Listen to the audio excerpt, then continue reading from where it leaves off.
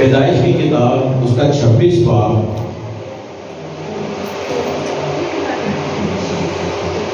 اور اس کی 1 آیت پڑھیں گے،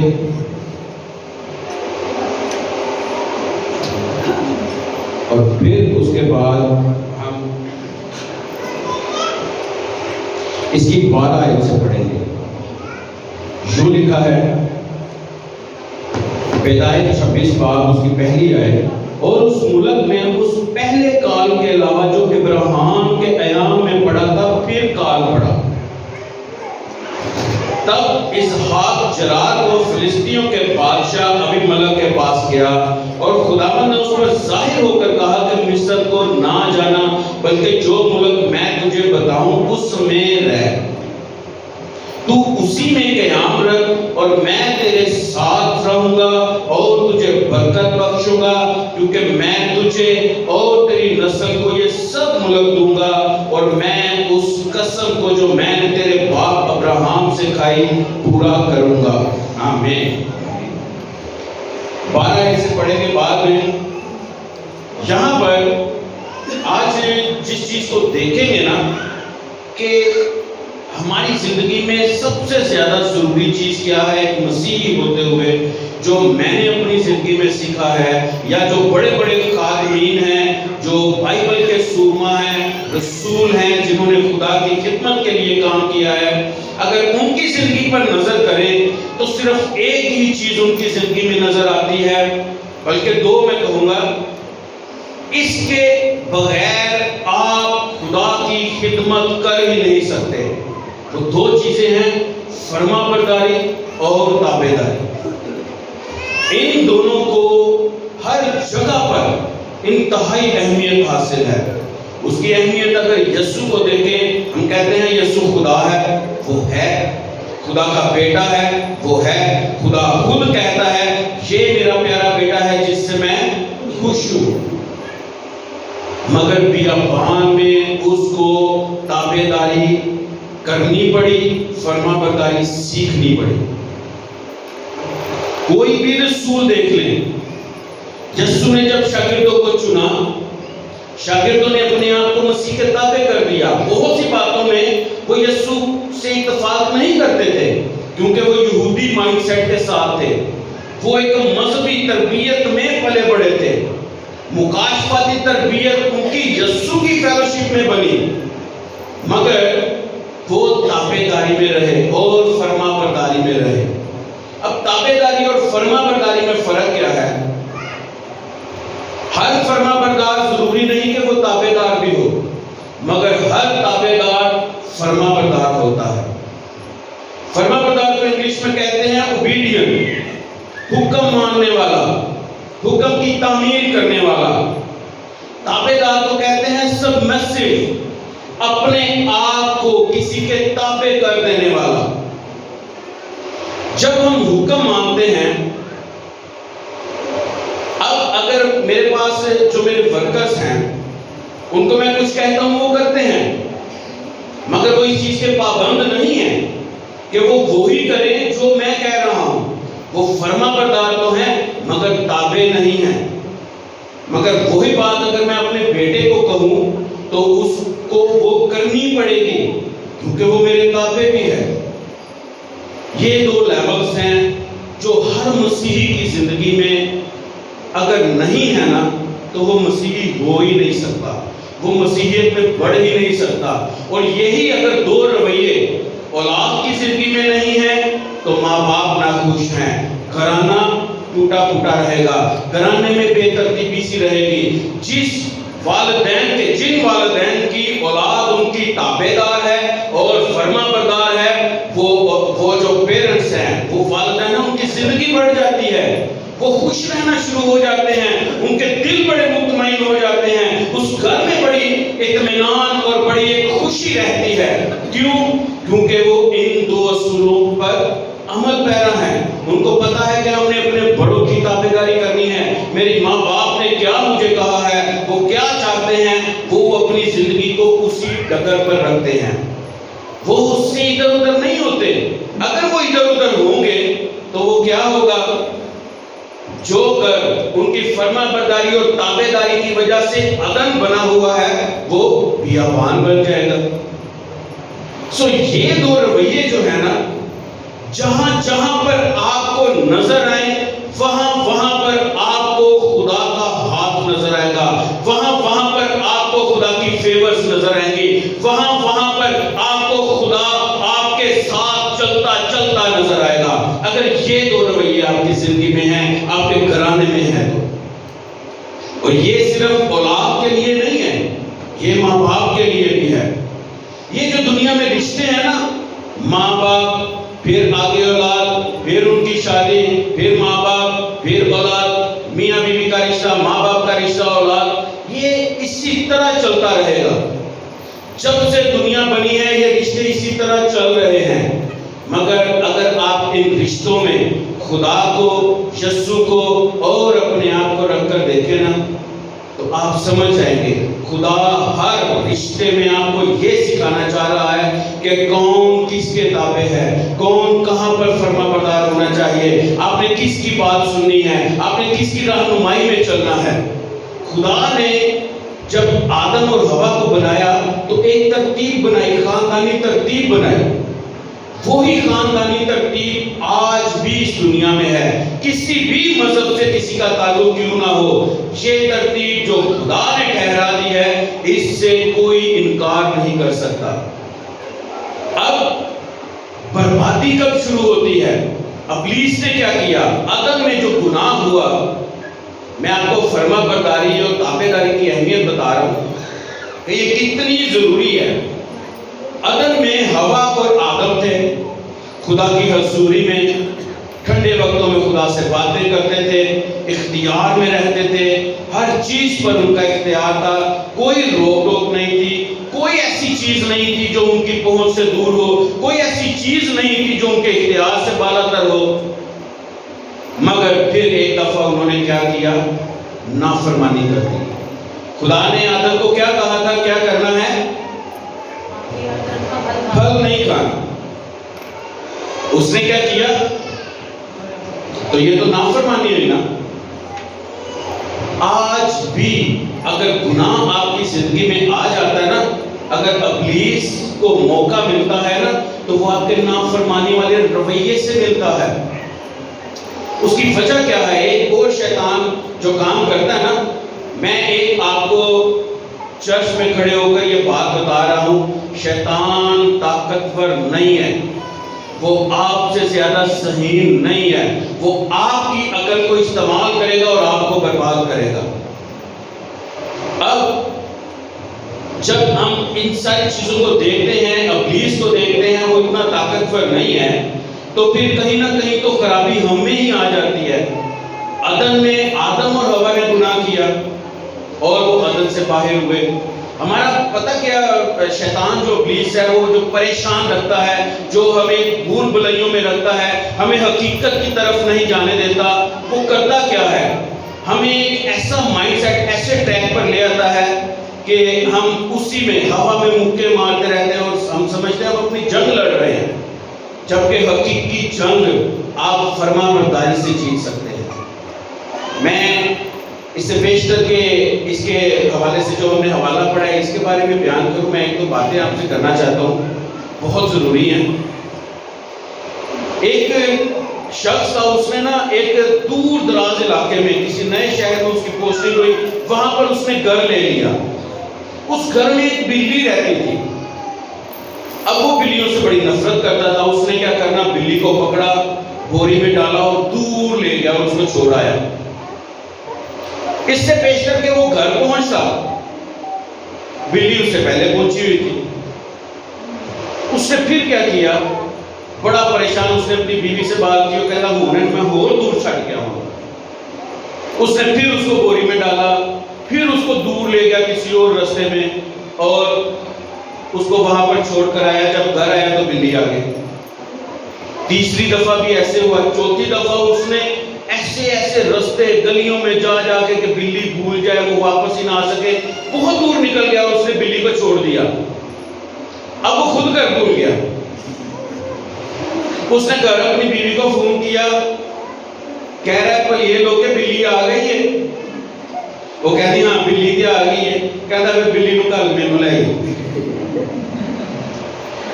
ہم بلی کے ساتھ ہی جنگ لڑتے رہتے ہیں, بلی کے ساتھ ہی جنگ لڑتے رہتے ہیں. بلی کوئی ایسا مسئلہ نہیں ہے, یہ میری اپنی سوچ ہے کہ مجھے یہ اچھی نہیں لگتی. آج بھی ابلیس کیا کرتا ہے, ہمیں گناہ, یہ تم نے غلط کیا ہے, وہ ہمارے اندر ایک گلٹ کو پیدا کر دیتا ہے, ایک پشیمانی, ایک ایسی چیز. ہم نے اگر جو گناہ کیا ہے, جو غلطیاں ہوئی ہیں, ان کی توبہ کر لی ہے, وہ آج بھی ان کو پن پوائنٹ کرتا رہتا ہے. اور ہم آج بھی یسو میں وہ چیز تو توبہ کر, یسو میں توبہ کرنا, یسو میں معاف کر. ہم معافی سے آگے ہی نہیں نکل رہے. ابلیس طاقتور نہیں ہے, اس نے آپ کا ٹائم ضائع کر رہا ہے. اس نے آپ کے سامنے ایک بلی کھڑی کی ہوئی ہے جو آپ کا کچھ نہیں بگاڑ سکتی. آئیں اب اس واقعے پر آتے ہیں جو اسحاق نے کیا. اسحاق, جب میں نے بائبل پڑھنی شروع کی, جب میں نے خدمت کا آغاز کیا, تو یہ وہ پہلا حوالہ تھا جس نے میری زندگی کو بدلا. میں نے خداوند سے کہا, خداوند مجھے کی نوٹس چاہیے, میں شارٹ کٹ میں جو ہے نا وہ آگے بڑھنا چاہتا ہوں, مسیحی رویے کو اپنانا چاہتا ہوں. تو خداوند نے مجھے یہ حوالہ دیا. اس وقت میں نے یہ حوالہ پڑھا. یہاں پر ایک کال کا ذکر ہے. کال سے مراد کہ آنے والا جو وقت ہوگا وہ مشکل سے مشکل تر ہوتا چلا جائے گا. آنے والے وقت میں موت نزدیک آتی چلی جائے گی اور زندگی آپ سے دور ہوتی چلی جائے گی. آنے والے وقت میں جو ہریالی آپ کو نظر آ رہی ہے, یہ سوکھی گھاس بن کر جڑ جائے گی اور ڈسٹ بن کر اڑ جائے گی. آنے والے وقتوں میں جو کنویں پانی سے بھرے ہوئے ہیں وہ خشک ہونا شروع ہو جائیں گے اور مردگی جنم لینا شروع ہو جائے گی. ابراہیم کے وقت میں کال پڑا, وہ مصر کو چلا گیا. اب مصر ایک ایسی جگہ ہے جہاں پر پوری دنیا میں بھی اگر کال پڑ جائے تو وہاں پر ہمیشہ ہریالی رہتی ہے, وہ زمین ہمیشہ زرخیز رہتی ہے. اس کی وجہ ہے دریائے نیل. دریائے نیل ایک ایسا آج بھی دریا ہے جو کبھی نہیں سوکھے گا. اس کی جغرافیائی جو ایک امپورٹنس ہے وہ آج بھی بہت اہم ہے اس کے لیے, مصر کے لیے. سو لوگ کیا کرتے ہیں, جو چرواہے خاص طور پر ہوتے وہ مصر کو چلے جاتے اور دریائے نیل کے آس پاس اپنے ڈیرے لگا لیتے تاکہ وہ کاشتکاری بھی کریں اور ان کے جانور بھی پل سکیں. مگر اسحاق کو خدا نے منع کر دیا. کیسے حالات میں رہنے کے لیے خدا نے اس کو کہا کہ رہ جہاں پر موت نزدیک آ رہی ہے, جہاں پر خوشحالی نیچے جا رہی ہے اور بدحالی اپنی جو ہے وہ جوانی میں آ رہی ہے, وہاں پر جہاں پر پانی بہت ضروری ہے اور کنویں سوکھنے والے ہیں, وہاں پر خدا نے کہا تو یہاں پر رہ. اور اس کو ایک بہت خوبصورت بات کہی,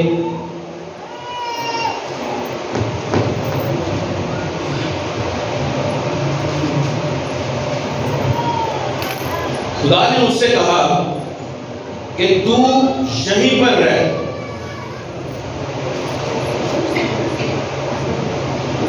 تو اسی ملک میں قیام رکھ اور میں تیرے ساتھ رہوں گا اور تجھے برکت بخشوں گا. اسحاق کے لیے یہ الفاظ بہت تھے. پولس رسول کہتا ہے کہ تیرا فضل میرے لیے کافی ہے. اسحاق پر بھی یہ مکاشفہ کھل چکا تھا. وہ جانتا تھا کہ فضل فرما برداری سے ہی حاصل ہو سکتا ہے. اور بائبل آپ پڑھ کے دیکھ لیں, جتنی بھی برکتیں اگر آپ کی زندگی میں آپ انجوائے کرنا چاہتے ہیں وہ فرما برداری کے دروازہ کے ذریعہ سے آپ کی زندگی میں آئیں گی. اب یہاں پر جو اسحاق ہے وہ فرما برداری والے موڈ کو اس نے اپنے آپ میں ایکٹیویٹ کر لیا. اس نے کال سے نظریں ہٹائیں, ان رومر سے, ان جو نیوز ہے, جو خبریں آ رہی ہیں کہ کال پڑ رہا ہے اور جو زندگی ہے وہ مشکل تر ہوتی چلی جائے گی, اس نے اپنی نظریں ادھر سے ہٹا لی اور کہاں پر لگا لی, میں تیرے ساتھ رہوں گا, میں تجھے برکت بخشوں گا. اس کی نظریں اس پر ٹک گئی. اس کو کال نظر نہیں آ رہا, اس کو خشک زمین نظر نہیں آ رہی, اس کو اس کا آسمان نظر نہیں آ رہا، وہ جہاں پر بھی دیکھتا ہے اس کو وہ خدا نظر آتا ہے جو کہتا ہے کہ میں تیرے ساتھ ہوں۔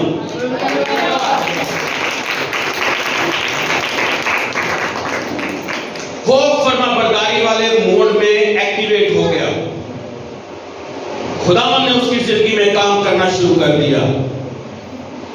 اب 12 آیت سے پڑھتے ہیں۔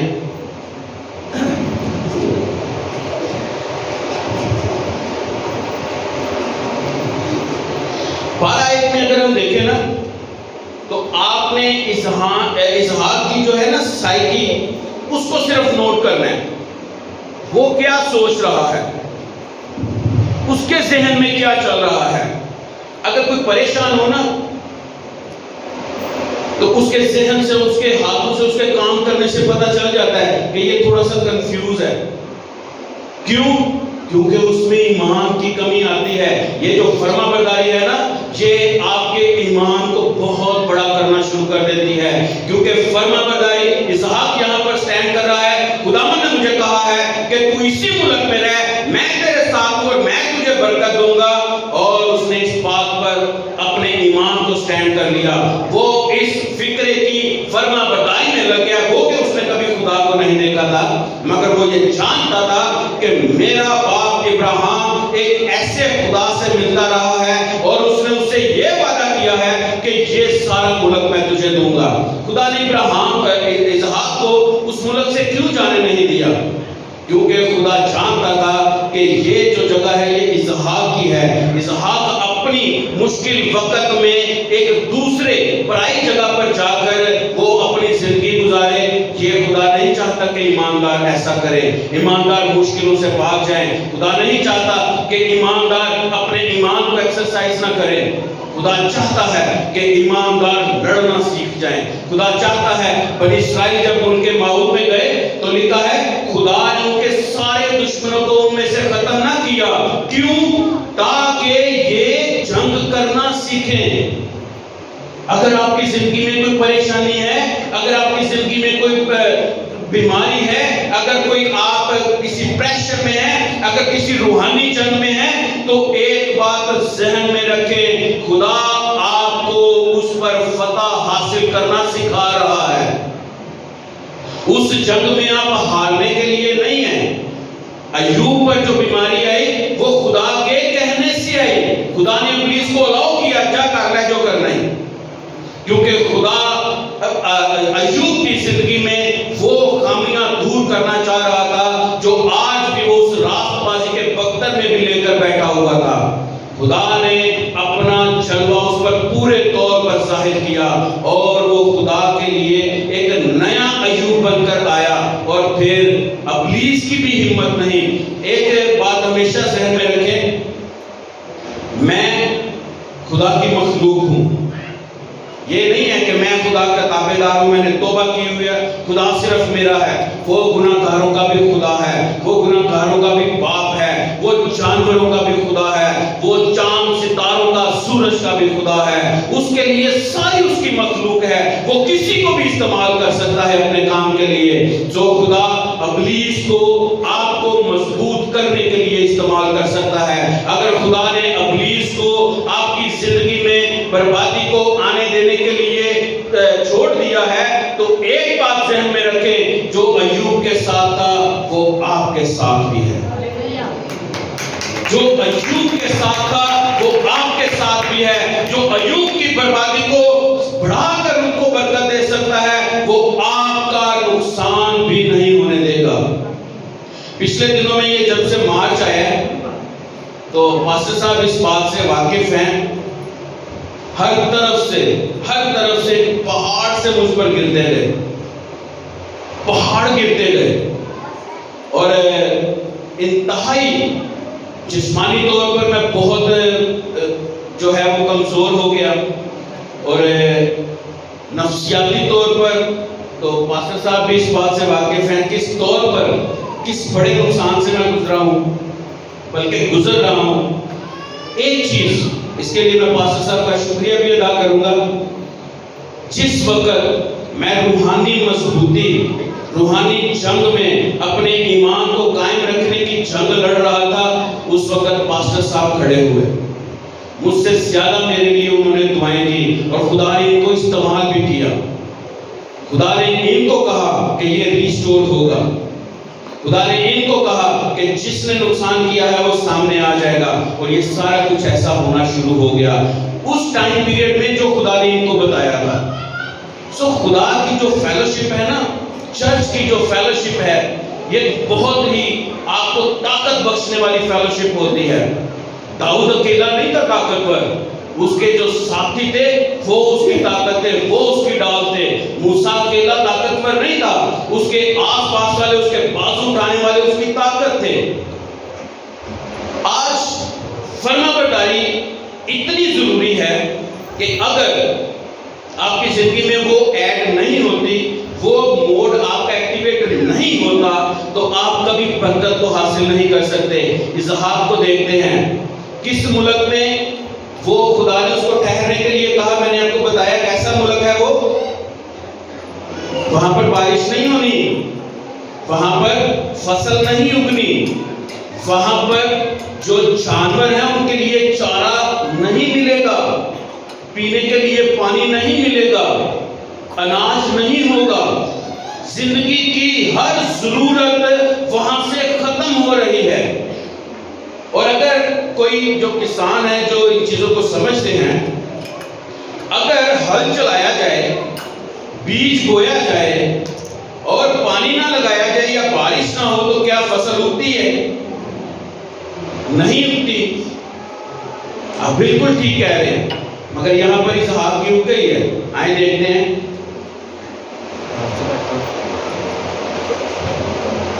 ایک تو جب 4 آنکھیں ہو جائے نا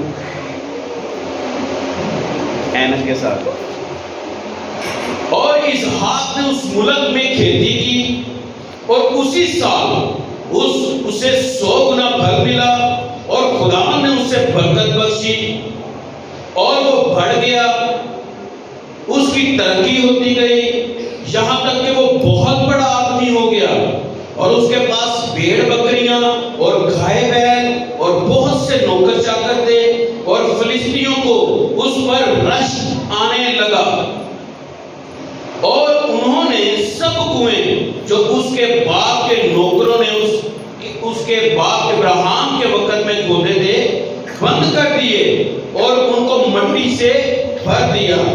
اور ابھی ملک نے اسحاق سے کہا کہ تو ہمارے پاس سے چلا جا، کیونکہ تو ہم سے زیادہ زور آور ہو گیا ہے۔ تب اسحاق نے وہاں سے جرار کی وادی میں جا کر اپنا ڈیرا لگایا اور وہاں رہنے لگا، اور اسحاق نے پانی کے ان کنووں کو جو اس کے باپ ابراہیم کے ایام میں کھودے گئے تھے پھر کھدوایا، کیونکہ فلسطینیوں نے ابراہیم کے مرنے کے بعد ان کو بند کر دیا تھا، اور اس نے ان کے پھر وہی نام رکھے جو اس کے باپ نے رکھے تھے۔ آمین۔ یہاں پر باپ اسحاق بھی ہے، وہاں پر جو فلسطین جو گزرا ہے، ان کے جو عمرہ ہے، جو امیر لوگ ہیں، جو اشرافیہ ہے، وہ بھی نظر آ رہی ہے۔ یہاں پر ہمیں بادشاہ بھی نظر آ رہا ہے، مگر یہ سارے اسی جگہ پر رہ رہے ہیں جہاں پر کال ہے، مگر بڑھ کون رہا ہے؟ کون بڑھ رہا ہے؟ خدا کی فرما برداری میں ان سب میں سے جو فرما برداری میں ہے وہ کون ہے؟ تو اسحاق کی کھیتی باڑی، میں بڑے کسانوں کو جانتا ہوں، ساڈا نام کا سارا پنڈ ہے، کبھی بھی 100% فصل نہیں ہوتی کسان کو ملتی، جتنا مرضی محنت کر لیں، جتنا مرضی پانی لگا لیں، جتنی مرضی اچھی کھاد ڈالیں، اچھا بیج ڈالیں، 100% پھل نہیں ملتا۔ مگر یہاں پر اسحاق کو لکھا ہے اسی سال 100 گنا پھل ملا، جہاں پر پانی نہیں ہے، جہاں پر زمین سوکھی ہوئی ہے، جہاں پر زمین بنجر ہو رہی ہے، اور ان کے پینے کے جو کنویں ہیں وہ بھی بند کر دیے ہیں، اور یہ اس جگہ پر بڑھتا چلا جا رہا ہے، اس کے مویشی بڑھتے چلے جا رہے ہیں، ان کے مویشیوں کے لیے چارہ بھی ہے، ان کے مویشیوں کے لیے پانی بھی ہے، ان کے لیے بھی سب کچھ خدا مہیا کر رہا ہے، مگر بادشاہ اور پیسے چیزیں مہیا نہیں ہو رہی. کیوں؟ کیونکہ صرف اسحاق خدا کی فرما برداری میں ہے. بادشاہ بھی خدا کے بارے میں جانتا تھا، بادشاہ بھی خدا کی قدرت سے واقف تھا. کوئی یہ بھی کہہ سکتا تھا اے اسحاق کیوں تجھے برکت مل رہی ہے، ہمیں بھی بتا، ہم بھی وہ کام کریں، ہم بھی وہ تابعداری کریں، ہم بھی اس فرما برداری کے موڈ میں آ جائیں جس سے تجھ کو برکت مل رہی ہے. اور اگر وہ پوچھتے تو اسحاق ضرور بتاتا. مگر ان کا جو دھیان تھا ان کی نظریں کال پر تھی، اسحاق کی نظریں خدا کے الفاظ پر تھی. وہ سب اس کال کے تابع ہو گئے، انہوں نے اس کو کمپرومائز کر لیا. وہ ان حالات کے تابع ہو گئے، انہوں نے ان حالات کو قبول کر لیا. جبکہ اسحاق نے نہ تو کال پر نظر کی، نہ ان حالات پر نظر کی، اور نہ ان کے تابع ہوا. وہ اگر تابع ہوا تو خدا کے ان الفاظ کے تابع ہوا جس میں وہ خدا کہتا ہے میں تیرے ساتھ ہوں، میں تجھے برکت بخشوں گا. اور اسی فرما برداری کی وجہ سے، اسی ایمان پر قائم رہنے کی وجہ سے وہ برکت پر برکت پاتا گیا. اس لیول پر وہ چلا گیا کہ جو امیر لوگ ہیں وہ ان سے بھی امیر ہو گیا. بادشاہ تک کو آ کر کہنا پڑا کہ تو ہم سے چلا جا کیونکہ تو ہم سے زورآور ہو گیا ہے. عزیزو، فرما برداری کو اپنی زندگی میں لے لیں. حکم ماننا جو ہے وہ قربانی چڑھانے سے بہتر ہے. ٹھیک ہے جی؟ سو اپنے آپ کو خدا کے کلام کے تابع کر دیں. اگر آپ کی زندگی پریشانیوں میں ہے، اگر آپ کی زندگی روحانی جنگوں میں ہے، اگر آپ مفلسی میں ہیں، اگر آپ پر حالات تنگ ہوتے چلے جا رہے ہیں تو خدا پر نظر کر لیں. وہ آپ سے بھی کہتا ہے میں تیرے ساتھ ہوں، میں تجھے برکت دوں گا. آمین. خدا آپ سب کو برکت دے.